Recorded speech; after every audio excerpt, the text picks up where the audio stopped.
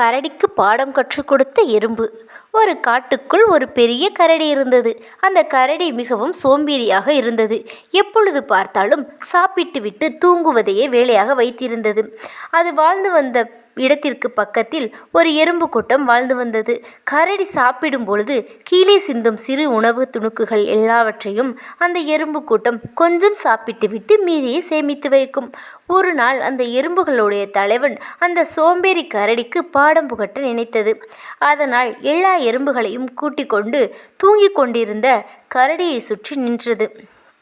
ஒரு எறும்பை போயிட்டு கரடியை கடிக்க கூறியது. அந்த எறும்பும் தூங்கிக் கொண்டிருந்த சோம்பேறி கரடியை கடித்தது. வலி தாங்காமல் தூக்கத்திலிருந்து எழுந்த கரடி பகீரென்று எழுந்தது. என்ன இது, எல்லா எறும்புகளும் என்னை சுற்றி நிற்கிது என்று பயந்தது. அப்பொழுதுதான் அந்த எறும்புகளுடைய தலைவன் கூறியது, இன்னைக்கு எங்களை தாண்டி நீ வெளியில் செல்ல முடியாது. உன்னுடைய பொந்தில் இருந்து உணவை வேண்டுமென்றால் சாப்பிட்டுக்கொள் என கூறியது. ஆனால் உணவு எதையும் சேர்த்து வைக்காத கரடிக்கு எதுவுமே அதோட பொந்தில் இல்லை. எவ்வளவு கெஞ்சியும் எறும்புகள் கரடிக்கு வழிவிடவில்லை. அதனால் அன்று முழுவதும் கரடி பட்டினியாக கிடந்தது. அன்று மாலை பசியில் இருந்த கரடியிடம் அந்த எறும்பு தலைவன் கூறியது, இன்னைக்கு எங்களால் நீ பட்டினி கிடந்ததுக்கு எங்களை மன்னித்துவிடு. ஆனால் ஒரு விஷயம் புரிந்து கொள், இதே மாதிரி உன் இருப்பிடத்தை விட்டு வெளியே போக முடியாத சூழ்நிலை வரலாம். அதுக்கு நீ தயாராக இருக்கணும். அதுக்காகத்தான் நாங்கள் இப்படி செய்தோம். நீ சாப்பிடுகிற சாப்பாட்டில் இருந்து கீழே விழுகின்ற துணுக்குகளை சாப்பிட்டுத்தான் நாங்கள் வாழ்கிறோம். அந்த நன்றிக்காகத்தான் இப்படி நடந்துகிட்டோம் என்று கூறியது. மேலும் மன்னிப்பும் கேட்டது. எறும்பு சொல்லிக் கொடுத்த பாடம் கரடியை நல்லபடியாக மாற்றியது.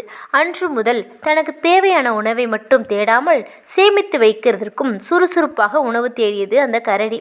அப்படி அதுக்கு கிடைக்கின்ற உணவை தான் உண்டது போக மீதியை சேமித்து வைக்க ஆரம்பித்தது.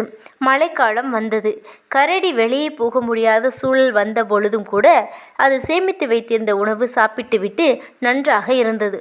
உழைப்பு மற்றும் சேமிப்பு பற்றி தனக்கு நல்ல புத்தி சொன்ன எறும்பு தலைவனை தினமும் நினைத்து நன்றியுடன் இருந்தது. மேலும் அன்று முதல் அந்த கரடி சேமிப்பை பற்றியும் உழைப்பை பற்றியும் மிகவும் அருமையாக புரிந்து கொண்டது.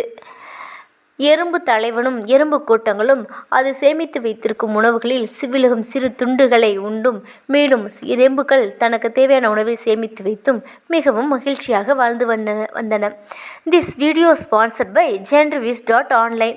genreviews.online is one of the review portal site. இந்த சைட்டோட லிங்க் டிஸ்கிரிப்ஷனில் இருக்குது.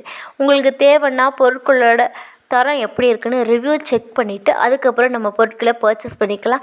லிங்க் டிஸ்கிரிப்ஷனில் இருக்குது. செக் பண்ணிவிட்டு அதுக்கப்புறம் வாங்கிக்கோங்க. தேங்க்யூ.